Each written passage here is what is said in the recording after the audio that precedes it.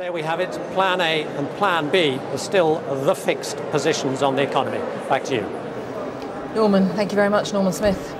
Well, let's talk a little more about that rise in unemployment, which was announced earlier today. Let's talk to Azmat Mohammed, Chief Executive of the Institute of Recruiters. He's there in our Manchester studios.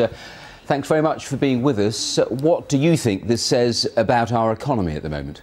I think it's clear that the economy is weak as it is around the world. That's a fact that we all know. But I think one of the key things here is about the government's strategy. Which way are they addressing the current problem?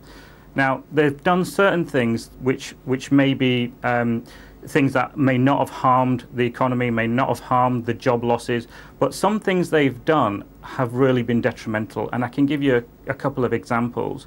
Certainly the EMA, they've cut student EMA, so people are less inclined to stay on in education. That's a big thing when you look at youth employment, which is made up the majority of these rises in this particular set of figures. And also when you look at things like, for instance, the Jobs Fund, the Future Jobs Fund was one of the most important things that the previous government put in place.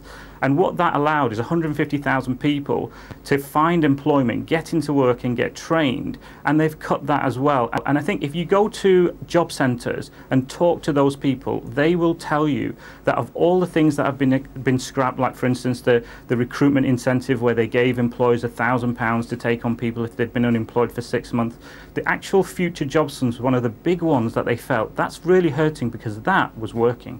What does it say, though, about the basic strategy, the strategy of losing jobs in the public sector, but there be growth in the private sector? You just heard Steve Webb say there is growth in jobs in the private sector, but it is not enough, is it?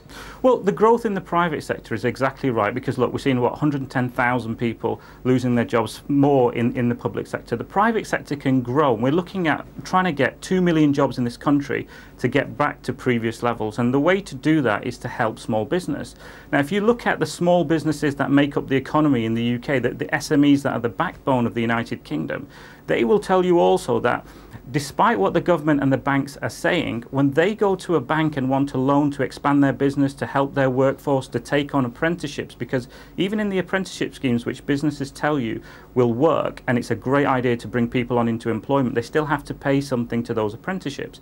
And basically that funding from the banks isn't forthcoming. They go there with business plans, they go there with real customers that they can support, but they're not getting the funding to grow those businesses. Now that's a current issue that the government will tell you we're addressing it, there's more lending to small businesses, but the reality is those businesses will tell you we can't access the funding. OK, just a final thought, because we heard Nick Clegg speaking this morning and he was talking again about growth, investment in infrastructure, speeding all of that up.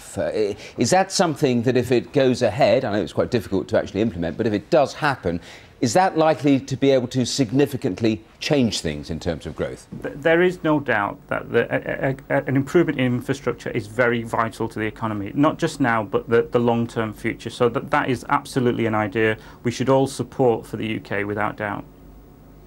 OK, well, thanks very much for those thoughts and thanks for your time.